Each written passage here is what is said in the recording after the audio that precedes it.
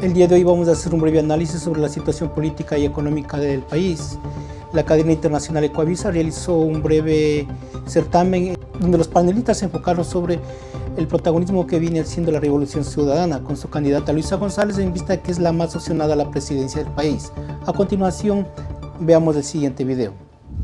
Lo que el correísmo debe hacer, según mi criterio, muy modesto, para poder repuntar estos números, bueno, yo pienso que debería, como hace, ofrecer soluciones radicales directas. Es la sombra de Correa. Eso Me te iba a parece preguntar, que debería eso. sacudirse de la sombra de Correa si quiere avanzar en un electorado, digamos, que vea en ella una posibilidad de cambio, incluso dentro del correísmo. En el Ecuador, los últimos 10 años se ha empobrecido casi un 10%. Esos son los números reales de la macroeconomía. Porque la gente lo que recuerda es un país que en aquel momento, con todas las críticas que pudiésemos tener, quienes tuvimos disidencias ahí, era un país que estaba mejor que el actual.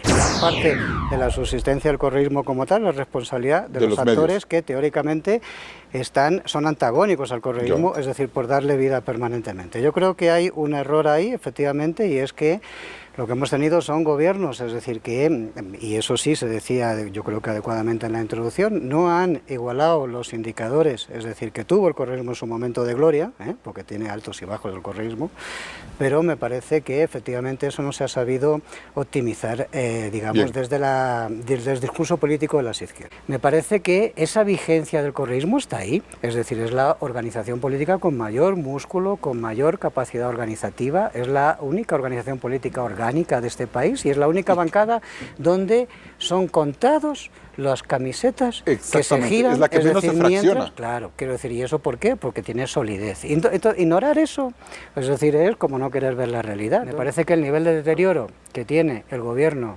actual, que se parece mucho a los niveles de deterioro de los gobiernos anteriores en el primer año, o sea, 81% de popularidad en febrero, 30 y pocos en este momento, hagan ustedes la cuenta, le quedan 5 meses a esto, cuando lleguemos a febrero, estas elecciones están abiertas, y cuando digo abiertas, están abiertas para el correísmo. Volviendo un poco al tema inicial que hablábamos con Tatiana, el factor impunidad, la OFER, ¿cómo le ha pasado factura a la Revolución Ciudadana? Gran parte del relato en los medios de comunicación está diseñado o está enfocado en el círculo rojo de la política, ¿no? Los periodistas, quienes consumen los noticieros, los analistas, los consultores, los tal. Pero me parece que esto no le interesa a la gente en la calle. A la gente en la calle le interesa la seguridad, que haya empleo, que haya tal.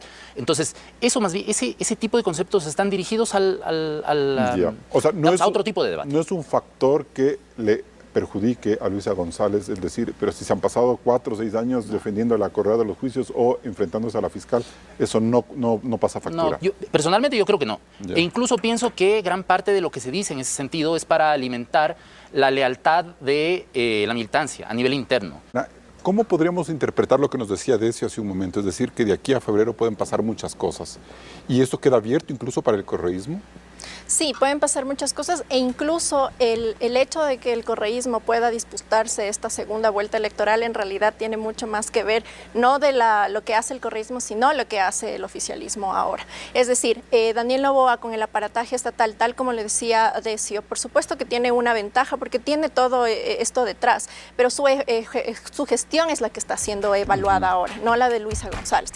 ¿Qué es lo que el correísmo debe hacer, según mi criterio, muy modesto, para poder repuntar estos números? Bueno, yo pienso que debería, como hace, ofrecer soluciones radicales directas. Digamos, esto de ya lo hicimos y lo volveremos a hacer no lo entiende nadie. Está claro que está dirigido para el público indeciso. Pero finalmente nunca baja del 30.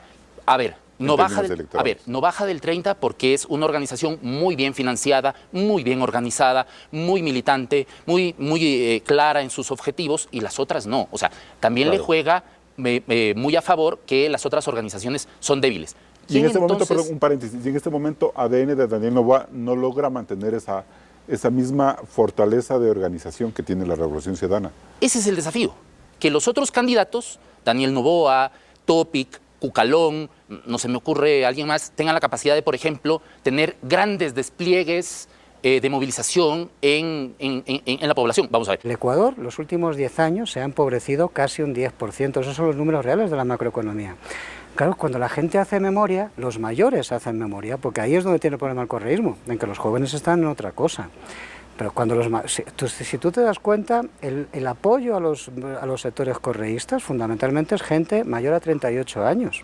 Es decir, son gente que hizo una memoria política del proceso anterior, porque la gente lo que recuerda es un país que en aquel momento, con todas las críticas que pudiésemos tener, quienes tuvimos disidencias ahí, era un país que estaba mejor que el actual. ¿Y ese cálculo es posible hacerlo en función de lo que nos ha dicho Decio? Lo que yo podría decir, digamos, en términos académicos, especulativos, es que con el 35%, que más o menos se le calcula que podría tener el correísmo, está en la segunda vuelta. Y luego, ese es otro partido, esa es otra ocasión para conversar.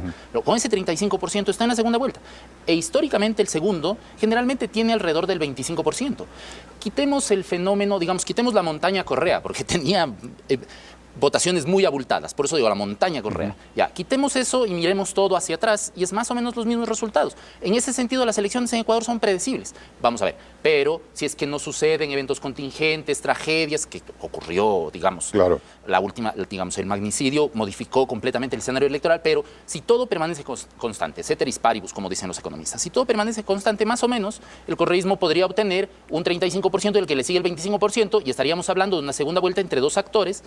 Pero con lo que nos dice Decio, de que solo necesita 3 puntos más, que es lo que hemos visto en la estadística, en un país que puede estar agotado de las muertes, de la economía y que puede enlazarse a un discurso de gestión pública que la puede dar Luisa. Y me parece que el gran escollo de Luisa González, a quien considero una buena candidata, es que la presentan como una mujer dura. Es una mujer afable, a mí me parece que es una mujer afable y no le permiten ser carismática.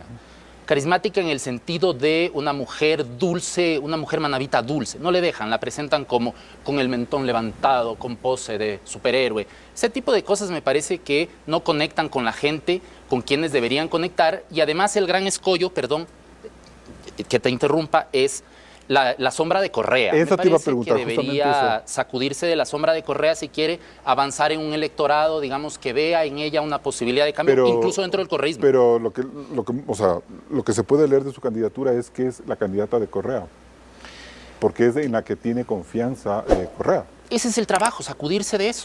¿Y sí lo puede electoralmente, claro que, comunicacionalmente, estratégicamente, claro que lo puede hacer.